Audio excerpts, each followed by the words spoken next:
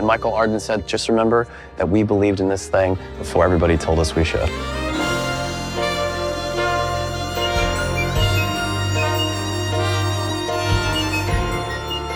After opening night, there was a response that was parallel to how we felt. People are not just attaching themselves to material, they are attaching themselves to sentiment.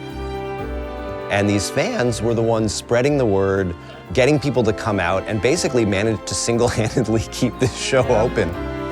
People come back because they want to experience the answer to that question of why love with people that they themselves have chosen to love. I hope people come out with an appreciation for each other, maybe a desire to reach out and connect in some way. If the show makes you feel like calling your loved ones, that would be the biggest compliment that I could get from anyone.